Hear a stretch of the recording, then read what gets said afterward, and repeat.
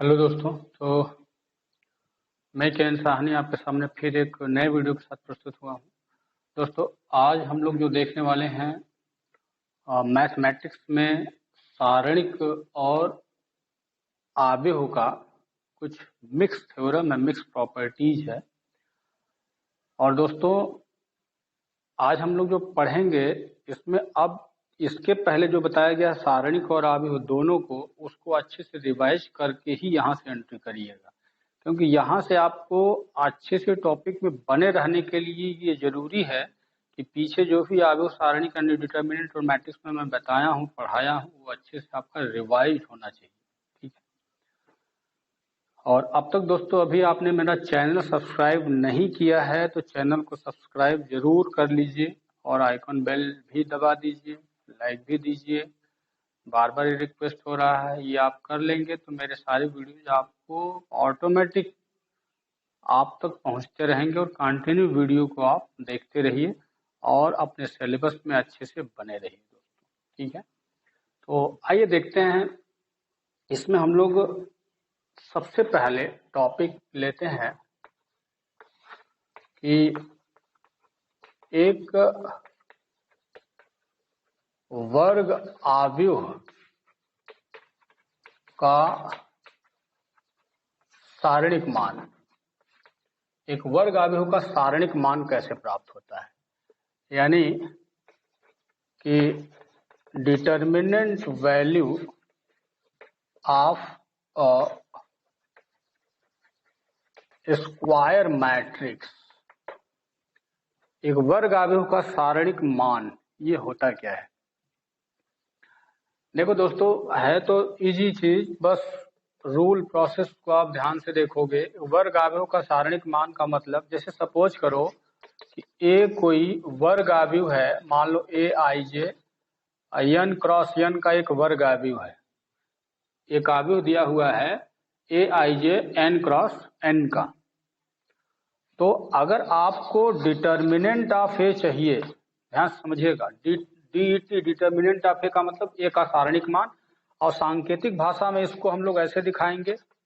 Determinant का मतलब सारणी ए का सारणिक मान, तो यहाँ पे दो खड़ी पाई लिखिए सारणिक वैल्यू है, और ये जो सारणिक मान हमको इसी का निकालना होगा, तो यहाँ पे डिटर्मिनेंट ऑफ ए आई जे कर लीजिए दोस्तों, बस। क्योंकि ये वर्ग भी होता है तो यहाँ पे एन क्रॉस एन यहाँ जरूरी नहीं लिखना, इसी को बस डिटर्मिनेंट वैल्यू निकाल लेना है। तो जो आएगा उसको सारणिक मान हम लोग बोलेंगे। ठीक है, तो ये सिंपल सी चीज, एक छोटा सा एग्जांपल अगर दोस्तों आपको चाहिए।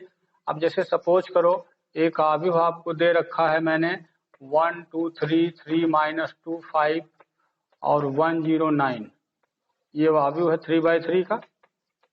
तो अगर आपको डिटर्मिनेंट ऑफ ए चाहिए, या इसको ऐसे लिखते हैं या तो ऐसे लिखते हैं, तो आप भी यहाँ पे ऐसे लिख दो 1 2 3 3 -2 5 1 0 9।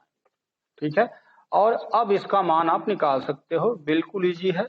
इसको R1 के सापेक्ष इसको विस्तार कर दो, 1 को लेकर इसको खोलोगे, 9 दूना 18 -18 और -0 आ जाएगा, फिर -2, ये फिनिश ये फिनिश, ये 27 -5, फिर +3, ये फिनिश 0 +2 आ जाएगा, और इसको -18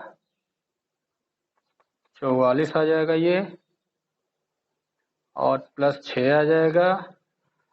तो दोस्तों कितना आ जाएगा ये, 8 4 12 में से 6 गया, 6 हो गया ये, और 4 1 5 -56 दोस्तों इसका आंसर आएगा। तो बिल्कुल आसान, इसी को हम बोलते हैं वर्ग आव्यूह का सारणिक मान, यानी डिटर्मिनेंट वैल्यू। ठीक है, चलो ये निकालना आपको आ गया होगा, अब तो निकाल सकते हो आप। 2/2 3/3 जितना भी 4/4 का भी मैंने इसके पहले बताया था प्रसार कैसे करते हैं, उसमें आप देख सकते हो।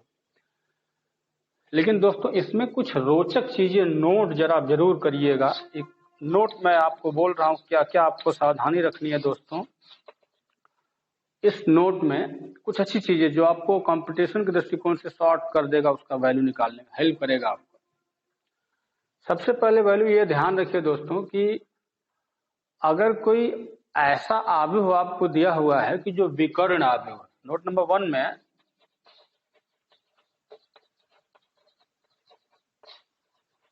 विकर्ण आव्यूह का सारणिक मान कैसे प्राप्त करोगे? विकर्ण आव्यूह का अगर सारणिक मान चाहिए तो कह रहा है विकर्ण आव्यूह का जो सारणिक मान होता है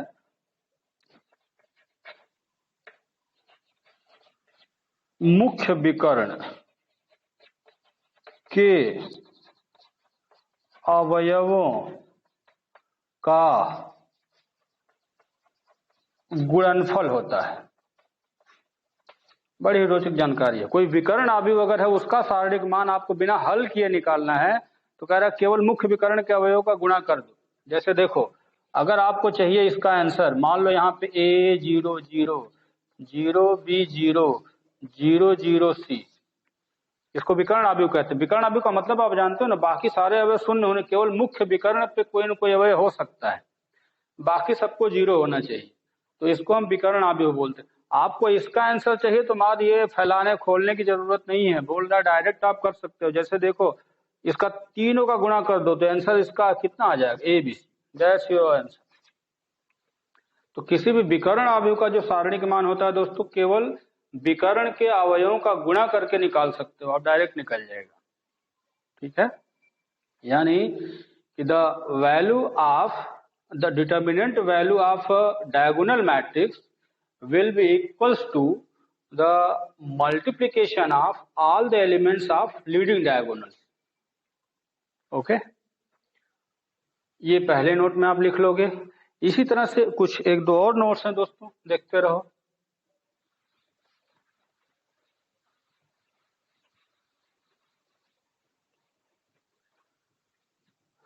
नोट नंबर 2 में दोस्तों आप क्या लिखोगे कि अगर इकाई आव्यूह है,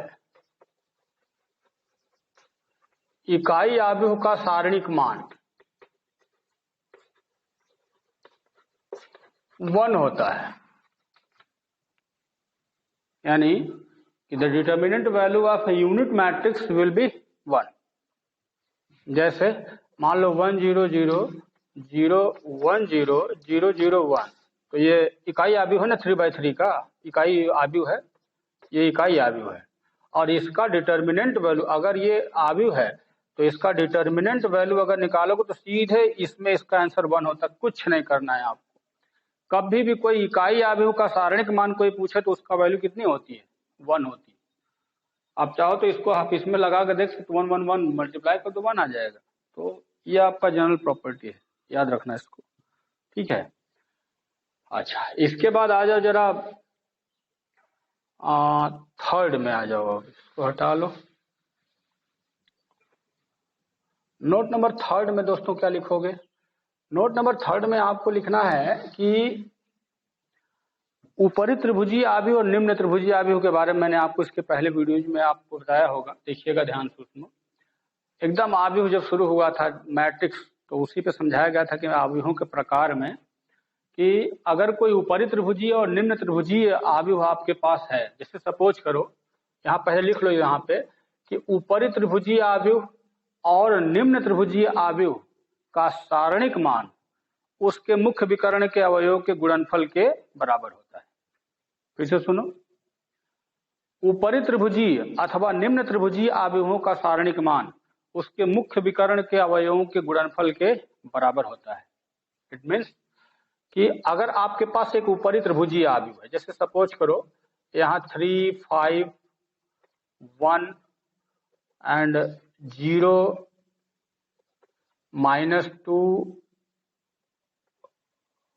4 0 0 1। ऊपरी त्रिभुज का मतलब मैंने बताया था कि अगर त्रिभुज बनाओगे ऐसे इस टाइप का, देखो एक त्रिभुज बन रहा है ना, तो ये ऊपरी त्रिभुजीय आव्यूह बोला जाता है। इसी तरह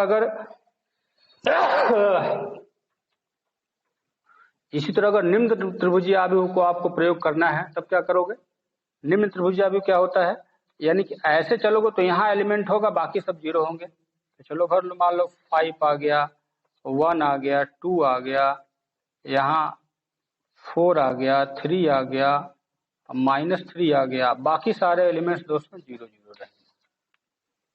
तो इसको ऊपरी त्रिभुजीय आव्यूह बोलेंगे, इसको निम्न त्रिभुजीय आव्यूह कहेंगे। ठीक है, चलो मान लेते हैं कि ये आव्यूह ए हो गया और ये आव्यूह बी हो गया।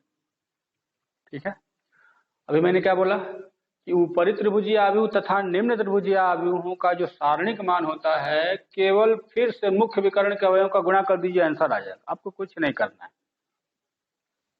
लेकिन ध्यान रखिएगा ये शर्त फॉलो करना है। तो अगर ए बराबर इतना है तो ए का जो सारणिक मान अगर आपको चाहिए तो कह रहा है बस इसका गुणा कर दीजिए, बस इसका मल्टीप्लाई कर दीजिए, -6 आंसर आ जाएगा, हो गया। इसी तरह से बी बराबर इतना है तो बी का सारणिक मान अगर चाहिए दोस्तों क्या करो, मुख्य विकर्ण का अवयव 3 3 9 5 45 45 आ जाएगा, -45, बस आंसर हो जाएगा। ये चाहे ऊपरी त्रिभुजीय आव्यूह हो चाहे निम्न त्रिभुजीय आव्यूह हो, उसका सारणिक मान ऐसे निकाला जा सकता है। ठीक है, ओके। तो दोस्तों ये अभी आपने जो पढ़ा है ये अवर्ग आव्यूह का सारणिक मान कैसे प्राप्त किया जाता है हमने आपको ये बता दिया है। ठीक है,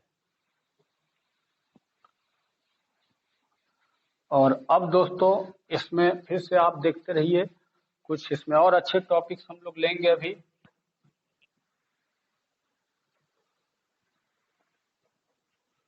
इसी का एक दूसरा टॉपिक लेते हैं।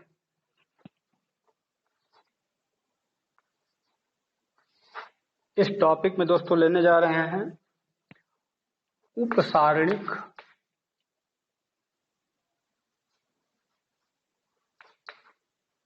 यानी कि एक आव्यूह का या वर्ग आव्यूह का एक वर्ग आव्यूह का उपसारणिक एवं सहखंड, या हम कह सकते हैं minor and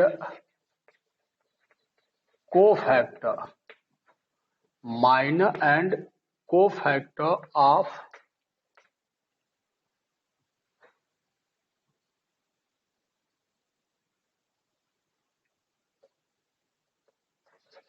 an element of a matrix। एक वर्ग आव्यूह, एक मिनट इसको थोड़ा सा हिंदी वाला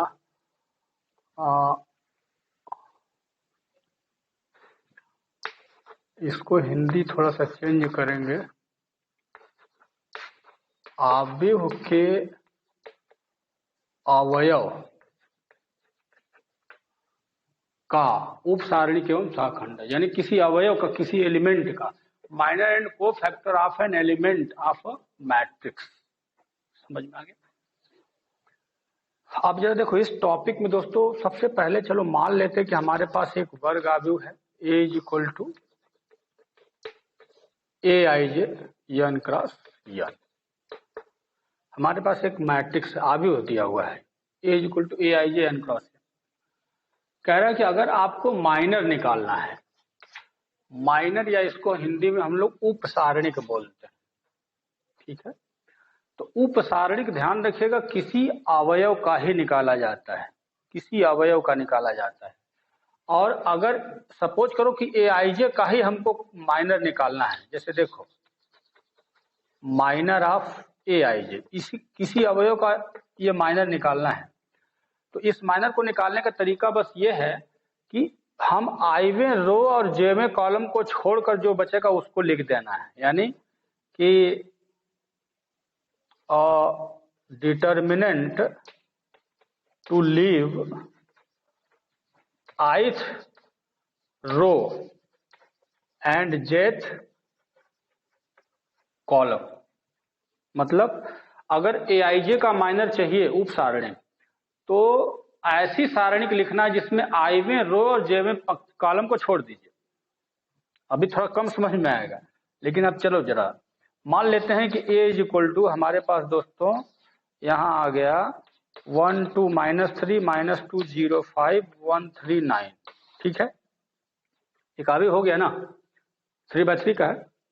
अब आपको कोई पूछेगा कि 2 का उपसारणिक, जरा ध्यान से देखते रहिएगा, 2 का उपसारणिक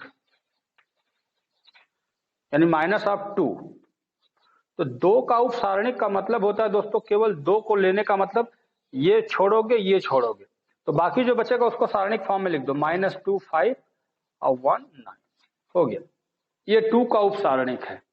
इसी तरह से आपको 5 का उपसारणिक अगर पूछेगा, 5 का उपसारणिक क्या हो जाएगा दोस्तों, तो 5 का मतलब ये इसका एड्रेस क्या है, दूसरी पंक्ति तीसरा कॉलम है, तो दूसरी पंक्ति तीसरे कॉलम को छोड़ दो, जो बचेगा 1 2 और 1 3 बचेगा, तो 1 2 1 3 हो गया।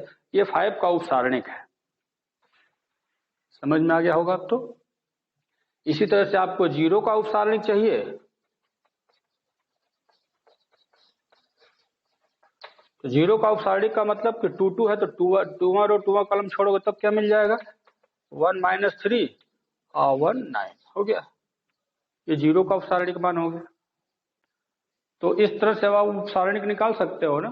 तो किसी भी अवयव का उपसारणिक, इसीलिए मैंने लिखा है कि अगर उपसारणिक एआईजे का उपसारणिक चाहिए, आईवी पंक्ति को छोड़ो, ith row and jth column को डिटर्मिनेंट टू लीव, यानी कि ऐसा सारणिक जिसमें छोड़ दिया गया हो आईवे रो और जेवे कॉलम को, वही उसका उपसारणिक होता है।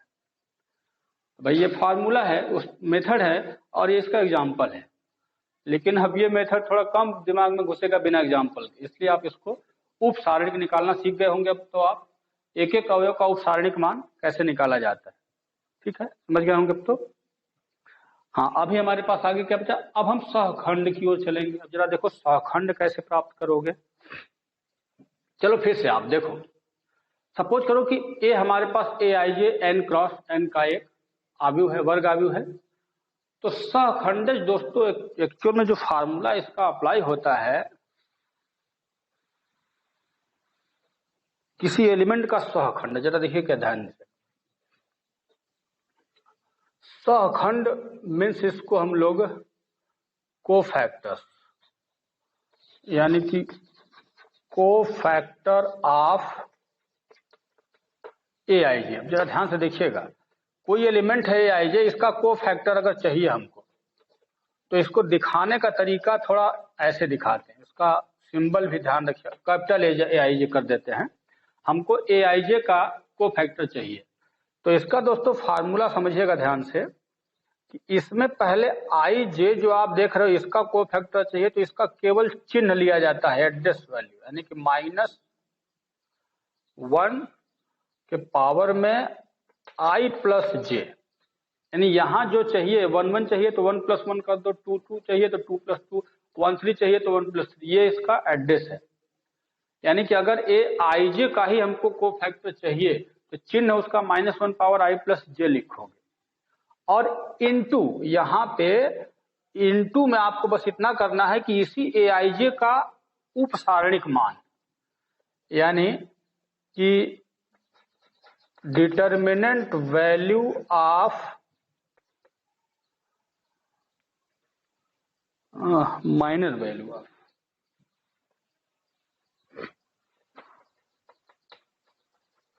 Minor of A I J, यहां पे इसके बगल में माइनर ऑफ ए आई जे लिख दोगे, बस इसको हम लोग बोलते हैं कोफैक्टर्स ऑफ ए आई जे। लेकिन अब फिर यहां बात अभी थोड़ी दिक्कत होगी समझने में, तो बिना एग्जाम्पल को तो बात बनेगी नहीं। ये तो फार्मूला समझ लो, अगर एक कोई वर्ग आव्यूह दिया हुआ है तो कोफैक्टर ऑफ ए आई जे, किसी अवयव का अगर उसका सहखंड चाहिए, सहखंड, तो ए आई जे बराबर इसका सिंबल कैपिटल हो जाएगा। यहाँ पे दोस्तों केवल चिन्ह लिया गया है, उसके बगल में उसका माइनर ले लिया गया है। माइनर में उपसारणिक, हिंदी मीडियम स्टूडेंट क्या लिखेंगे, ए आई जे का सहखंड बराबर ए आई जे बराबर -1 power I plus J into A I जे का उपसारणिक मान, उपसारणिक मान minor value of A I जे, ऐसे कह सकते हो। चलो अब आज अब फिर से हमारे पास एग्जाम्पल वही रहने दो। मान लो हमारे पास अब ये आव्यूह ऐसे दिया गया, एक उदाहरण अगर हमारे पास आ गया, और अब हम जो लिखेंगे इसका सारे अवयवों का जो कोफैक्टर्स है वो कैसे निकालो। चलो ध्यान से देखो, आपके पास आव्यूह का वैल्यू इतना दिया हुआ है, आपसे कोई पूछे सबसे पहले, चलो मान लो कि हम 2 का कोफैक्टर चाहिए, ध्यान से देखते रहना। तो यहां लिखोगे कोफैक्टर ऑफ 2, कोफैक्टर ऑफ 2। तो अच्छा ये बताओ कि इस 2 का कोफैक्टर चाहिए, तो 2 का एड्रेस क्या है? पहला रो दूसरा कॉलम है ना, फर्स्ट रो सेकेंड कॉलम। तो यहाँ लिखोगे -1 के पावर में 1 + 2, ये वही आईजे है, इसका एड्रेस वैल्यू 1 + 2, ठीक है, इनटू। अब इसका माइनर बगल में लिख दो। माइनर का मतलब क्या होता है? जैसे कि इसको लोगे तो ये खत्म करना, ये खत्म करना, तो बगल में क्या आ जाएगा ये दोस्तों? -2 5 1 9 हो गया, ठीक है। बस इसके आगे इसे हल कर दो आप। तो अगर ये 2 और 1 3 ऊपर ऑड नंबर है तो ये निगेटिव आएगा, यानी विषम घात है तो उत्तर ऋण में आ जाएगा। और इसकी वैल्यू आप जानते हो कैसे निकालना है, 9 दूना 18 -18 -5, तो ये 18 5 23 + 23 आ जाएगा। हो गया आंसर ये, ठीक है। तो ये कोफैक्टर ऑफ 2 है, ये 2 का कोफैक्टर। बहुत ध्यान से देखोगे क्योंकि अब थोड़ी, मैंने पहले बोल दिया था कि अब थोड़ी टेढ़ी मेढ़ी चीजें स्टार्ट होंगी और नई चीजें सीखोगे आप। अच्छा अब जल्दी से आ जाओ कि अगर आपसे कोफैक्टर ऑफ मैं 1 का पूछ दूं, इस वाले 1 का, ध्यान, ये 1 1 दो जगह है लेकिन अब यहाँ पे मैं 1 लिखने जा रहा हूँ। अगर आपको अच्छा लगे कि ऐसे लिख दो तो ज्यादा बेटर। 1 का मतलब यहाँ पे तीसरा रो है, पहला कॉलम है, इसको भी आप चाहो तो ऐसे लिख दो, कोफैक्टर ऑफ 2। इस 2 का मतलब है कि पहला रो और दूसरा कॉलम, इसीलिए मैंने 1 + 2 लिखा था। अच्छा चलो जल्दी से, अगर इस वाले 1 का कोफैक्टर चाहिए तो यहाँ पे क्या लिखोगे? -1 के पावर में 3 + 1 हो गया। अब बगल में इसका माइनर लिखो, तो इसका माइनर का मतलब ये फिनिश होगा, ये फिनिश होगा, तो 2 - 3 0 5 हो गया, ठीक है। और आप जल्दी से आगे बढ़ जाओ, फिर सॉल्व कर लो। इसके 3 और 4 पावर में इवन नंबर यानी सम संख्या, तो इसका उत्तर प्लस में बाहर आ गया। अंदर इसको फैला लो, 5 दूना 10 और -0 हो जाएगा, तो उत्तर आ गया 10, ठीक है। तो अब हमें उम्मीद है कि हर एलिमेंट का आपको फैक्टर निकाल सकते हो, ठीक है ना। इसी तरह 5 का चाहिए तब क्या करोगे, 0 का चाहिए तब क्या करोगे, -3 का चाहिए तब क्या करोगे, इसको देख करके आप आगे निकाल सकते हो। दोस्तों किसी भी अवयव का कोफैक्टर कैसे निकाला जाता है, इस तरह से आप निकाल सकते हो, ठीक रहेगा। चलिए ये हमने बता दिया कि कोफैक्टर कैसे निकाला जाता है संकेत में, लेकिन ध्यान रखिएगा कोफैक्टर ऑफ, इसको मैंने जो लिखा है इसको हम लोग कैपिटल में लिखते हैं। इसको हम चाहते यहाँ पे तो इसको A12 लिख सकते थे, यहाँ पे अगर हम चाहें तो A12, यानी कि इसको और सांकेतिक भाषा में अगर यूज करना है दोस्तों, अगर हम देखो ध्यान से ऐसे, बल्कि ऐसे ले लो, कोफैक्टर ऑफ, या तो यहाँ पे कभी कभी ऐसा होता है कि हम लिखते भी नहीं, बस हम संकेत में लिख देंगे A12, इसको क्या लिखोगे A31 हो गया। A12 का मतलब ही है कि ये 12 कहाँ है, ये है 2 का एक कोफैक्टर है। 31 का मतलब क्या है, ये इसका 31 यानी ये इस 1 का ये कोफैक्टर है। ऐसे सांकेतिक भाषा में भी आप इसको लिख सकते हो, ठीक है। तो ये हमारे पास दूसरा टॉपिक हो गया दोस्तों कि अवयव का जो किसी अवयव का उप सारणिक और सहखंड क्या होता है। सहखंड ध्यान रखिएगा, यहाँ पे इसके आगे जो बताएंगे अभी सहखंडज हम बताने जा रहे हैं, इसलिए केवल एक लेटर का अंतर है, बिल्कुल सावधान रहिएगा इस पे। तो अब हम दोस्तों नंबर 3 पॉइंट में चल रहे हैं, पॉइंट नंबर 3 में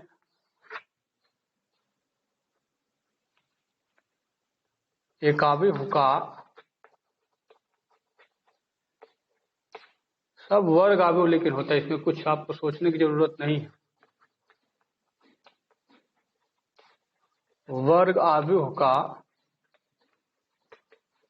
सहखंडज, यहाँ पे बस एक लेटर बढ़ गया दोस्तों, लेकिन अब यहाँ पे काम सब कुछ चेंज हो जाएगा।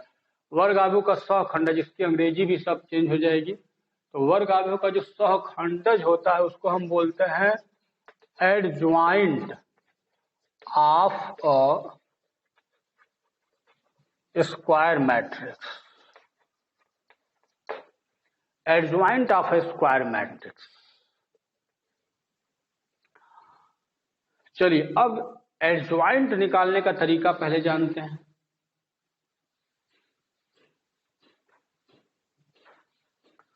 कि एडजॉइंट कैसे निकालते हो आप, देखा जाए। बहुत अच्छा टॉपिक है दोस्तों, इस पर शॉर्ट क्वेश्चन में पूछ दिया जाता है कि एक वर्ग आपको दे दिया जाए, पूछ दिया जाएगा कि उसका एडजॉइंट निकालिए, यानी कि हिंदी में सहखंडज। ध्यान रखना, सहखंड बोलेगा तो वो को फैक्टर पूछ रहा है, सहखंडज बोलेगा तो ये इसका एडजॉइंट निकालना है। तो दोनों अलग अलग करना सीखिएगा ध्यान से। चलो, एक वर्ग आव्यूह हमारे पास AIJ n क्रॉस n का एक वर्ग आव्यूह दोस्तों, हमको इस आव्यूह का एडजॉइंट निकालना है। तो इसको निकालने का तरीका यह है, देखो ध्यान से देखते रहना, कि A का सहखंडज, A का मतलब आव्यूह A का सहखंडज, यहाँ पे बल्कि लिख लेना आव्यूह करके, आव्यूह A का सहखंडज। तो इसको या तो हम ऐसे भी कह सकते, इसको लिखते हैं दोस्तों ADJ of A, adjoint of A का सहखंडज, यानी कि एडजॉइंट ऑफ मैट्रिक्स A, तो ADJ एडजॉइंट ऑफ A, इसका सांकेतिक सिंबल है ये, ठीक है। एडजॉइंट A का मतलब, अब जरा ध्यान से देखो, इसमें हम लोग ये डेफिनेशन अभी लिख रहे हैं, ध्यान दीजिएगा।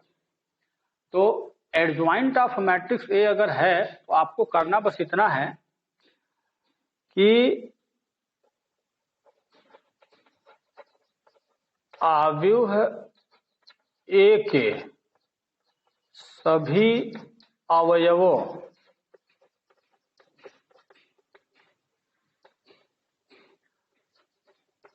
के सहखंड से निर्मित आव्यूह का परिवर्त आव्यूह। अब जरा समझ लेना, अभी मैं बताऊंगा सब क्लियर हो जाएगा, डोंट वरी। बस आप अभी मैं बता रहा हूँ, फिर उल्टा करके इसको याद करोगे तब ज्यादा जल्दी याद, अभी बस पढ़ते रहो। ये मैं डेफिनेशन लिख रहा हूँ, यानी कि अगर आपको लिखना हो डेफिनेशन में तो लिख सकते हो, किसी वर्ग आव्यूह का सहखंडज आव्यूह उसके सभी अवयवों के सहखंड से निर्मित आव्यूह का परिवर्त आव्यूह होता है। इट मीन्स, अब जरा देखो फिर से, हमारे पास ये मैट्रिक्स A है, A बराबर AIJ है ना, तो आपको बस करना यह है कि इसके सहखंडज से निर्मित आव्यूह को लेना है। जैसे देखो, आपको अगर सहखंडज से निर्मित आव्यूह B को मान लिया, चलो B इसका सहखंडज, B का मतलब B का मतलब अभी केवल इसका सहखंड आव्यूह है, तो B का मतलब हमने यहाँ पे लिख लिया A11, या इसको पहले शॉर्ट में दिखाओ, इसको हम ऐसे लिख सकते हैं, ऐसा आव्यूह जिसको हम लोग AIJ ऐसे कर देंगे। AIJ का मतलब आप समझ रहे हो ना, इसका सहखंड जो सभी अवयवों का है, या इसको ओपन करके मैं लिखना चाहूँ अगर, ऐसे लिख सकते हो आप, क्या, जैसे यहाँ A11, A12, A13, ऐसे ही A1n, A21, A22, A23, A2n, तो ऐसे ही नीचे आओगे तो यहाँ AN1, AN2, AN3, ANN, इसी को बोला गया है, क्योंकि n क्रॉस n का ये है ना, तो इसी को बोला गया। ये आप जान रहे हो ना, कैपिटल A मैंने लिखा है, तो सभी अवयवों का ये सहखंड है, उससे निर्मित आव्यूह बना लिया। और अब अगर आपको एडजॉइंट A चाहिए, तो एडजॉइंट A का मतलब मैंने क्या बताया, B का ट्रांसपोज निकाल दो, B डैश, या इसी को हम AIJ के ऊपर भी डैश, या इसके ऊपर कभी कभी T भी लिख दिया जाता है, मैंने बताया है इसके पहले। अभी यहाँ डैश लगा दो, तो बस डैश जैसे ही लगाओगे दोस्तों, तो आपको जानते हो क्या करना है ना, इस रो को कॉलम बना देना है। यहाँ A11, A12, A13 ऐसे, और यहाँ A21, A22 ऐसे, A2n ऐसे ही लेकर के पूरा लिख दोगे, तो अभी भी ये n क्रॉस है ना, लेकिन अब इसी को हम एडजॉइंट बोलते हैं।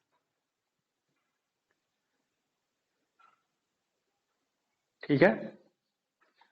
तो अभी ये मैंने मेथड समझाया है, आप एक एग्जाम्पल बहुत ध्यान से देखो। इस एग्जाम्पल को मैं बताने जा रहा हूं और इस एग्जाम्पल के थ्रू आप सॉल्व कर सकते हो क्वेश्चन, ठीक है ना। तो ए का सहखंडज निकालने का ये फार्मूला था। आप अभी फिलहाल इसको ऐसे ही नोट कर लेना, वीडियो को देख करके ध्यान से, ये रूल्स है उसका। अब मैं इस पे एक एग्जाम्पल बताने जा रहा हूं कि किसी अवयव का सहखंडज अवयव कैसे प्राप्त करते हो, ठीक है ना। इसको याद लिख करके उसको अपना सहेज लीजिएगा, याद कर लीजिएगा अच्छे से, क्योंकि अभी रूल मैंने बताया, अब इसी पे एक एग्जाम्पल आ जाओ।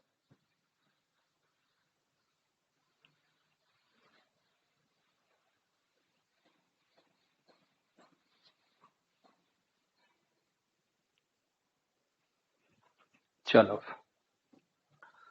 हमारे पास एक अवयव दोस्तों ले लेते हैं 1 -1 2 2 2 3 -3 1 4। हमको बस रूल देखना कैसे निकाला जाएगा। एग्जाम्पल हमारे पास क्या है, लिख लेना कि अवयव इतने का सहखंडज अवयव ज्ञात कीजिए। अवयव इतने का सहखंडज अवयव ज्ञात कीजिए, यानी कि to find the adjoint matrix of this, इसका एडजॉइंट निकालना है। तो आपको करना क्या है, पहले ध्यान से देखिए। स्टार्टिंग क्या करना है, सबसे पहले यहाँ पे A11 लिखना है। तो -1 के पावर में 1 + 1 और इसका माइनस यहाँ बगल में लिखिए। A11 लिखने के बाद 1, ये फिनिश होगा, तो ये हो जाएगा 2 3 1 4। और इसको सॉल्व करते चलोगे, यहाँ पे 1 और 1 यहाँ पे दोस्तों प्लस आएगा, तो इसको प्लस में ही बाहर वाला रहेगा। अंदर वाला 4 दूना 8 -3 = 5 आ गया। बस इसको ऐसे ही रखे रहो। इसी तरह से दोस्तों A12 निकालना है। तो -1 के पावर में 1 + 2 और इसका माइनस, तो अब ये फिनिश होगा। ये ध्यान रखना कि यहाँ केवल चिन्ह लेना है, ये एलिमेंट नहीं लेना है। गलती से ये अवयव बगल में मत लिख देना, नहीं तो गया क्वेश्चन। सहखंडज अवयव निकालते समय अवयव को नहीं, जैसे कि इसके बगल में ये मत कर देना कि ये 1 लिख दो, ये 2 भी बगल में लिख दो, 4 नहीं, लिखना नहीं है, ये ध्यान रखना। तो A12 का मतलब इसको लेना है। तो अब ये फिनिश होगा, ये फिनिश होगा, तो 2 3 और -3 4, ठीक है। चलो, ये तो नेगेटिव आएगा बाहर वाला, 4 दूना 8 और ये +9 आएगा, क्योंकि ओपन कर रहे हो सारणी का मान बहुत सावधानी से खोलोगे। ये -17 आ गया, ठीक है। इसी तरह से A13, अब क्या करोगे, -1 के पावर में 1 + 3, फिर इसका माइनस ले लो, तो ये फिनिश होगा, ये फिनिश 2 2 -3 1। चलो, ये तो पॉजिटिव आएगा बाहर वाला, 2 1 कम 2 + 6 आएगा, ये आ जाएगा 8, ठीक है। इसी तरह से अब A21 ले लो, इन तीनों का निकल गया ना। अब सबका निकालना है, ध्यान रखना, सभी अवयवों का आपको सहखंड निकालना है, यानी कोफैक्टर निकालना है। तो A21 निकालोगे, तो A21 अब इसका निकालना है, तो ये फिनिश होगा और ये फिनिश होगा। तो -1 2, पहले -1 के पावर में 1 2 + 1 लिखना है यहाँ पे, और इसमें लिखना है आपको 21 का मतलब ये फिनिश, ये -1 2 1 4। ये काम ऐसा है दोस्तों, जानता सब है, लेकिन गलती होने की बहुत जबरदस्त संभावना होती है। एक भी इधर उधर हुआ मिस्टेक, ये 21 तो माइनस आ जाएगा, ऑड नंबर है अंदर वाला, फिर ये -4 -2 आ जाएगा दोस्तों, तो -6 + 6 हो जाएगा ये, ठीक है। इसी तरह से अब यहाँ आ जाओ, तो A22, ये 2 का मतलब ये 2 + 2, तो ये पॉजिटिव आ जाएगा, लेकिन बाद में अभी इसका उपसारणिक मान लिखिएगा। ये फिनिश होगा, ये फिनिश होगा, तो 1 2 और -3 4, तो 1 2 -3 4, ठीक है। और इसको सॉल्व करेंगे, तो ये 2 2 4 पॉजिटिव बाहर वाला है, और ये 4 + 6, ये 10 आ जाएगा, ठीक है। और इसी तरह से अब A23 निकाल लो, तो -1 के पावर में 2 + 3, इसका माइनर 2 3, इसका है ना, ये 2 दूसरा रो तीसरा कॉलम, ये फिनिश होगा, ये फिनिश होगा। 1 -1 और ये -3 1। ठीक है, अब इसका निकाल लो। ये नेगेटिव आएगा बाहर वाला, तो ये 1 -3 -2 2 आ जाएगा दोस्तों ये। ठीक है, अब इसी तरह से यहाँ फिर अब A31 में आ जाओ, इसका निकालना है। A31 का मतलब -1 के पावर में 3 + 1, इसका माइनर लेना है। ये फिनिश, ये फिनिश, तो -1 2 2 3 सॉल्व कर जाओ। 3 1 4 प्लस में आएगा बाहर वाला, और ये -3 -4 4 3 7 -7 आ रहा है इसका। ठीक है, -7 हो गया। इसी तरह से A32 लेना है, तो -1 के पावर में 3 + 2। अब दोस्तों अगर हैबिचुअल, अगर ये मैंने नियम के तहत हल किया, अगर हैबिचुअल हो जाओगे तो डायरेक्ट लिख सकते हो इसका चिन्ह।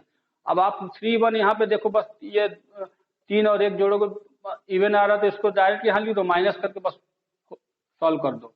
यहाँ पे देखो 3 1 4, ये 4 आएगा, ऑड और इवन आ रहा है, इवन आएगा, इसको प्लस लिख दो। ये इतना लिखने की जरूरत नहीं है, आप अगर पकड़ गए हो तो डायरेक्ट इसका चिन्ह का प्रयोग कर लो। इसके बाद इसका 3 2 का माइनस ये होगा 3 2, तो ये फिनिश, ये फिनिश, तो 1 2 2 3 1 2 2 3, ये ऑड है, और ये आ जाएगा 3 -4, तो -1 + 1 हो जाएगा। ठीक है,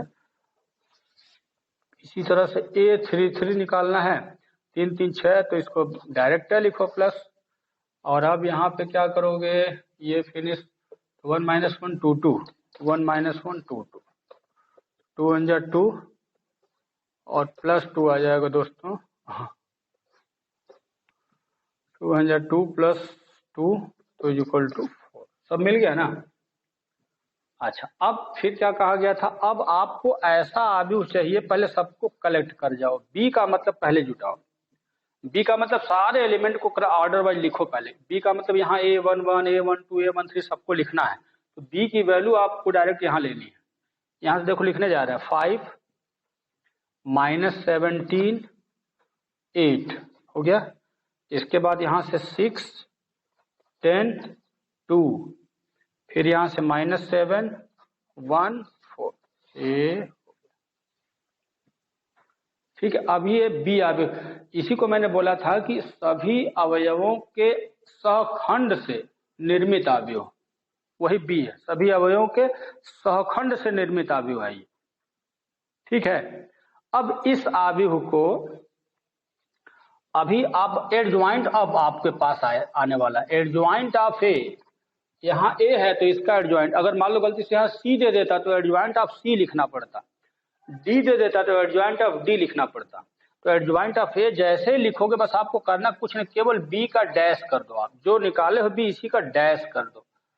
तो अब देखो क्या हो जाएगा, रो को कॉलम बनाना है, तो 5 -17 8 हो गया।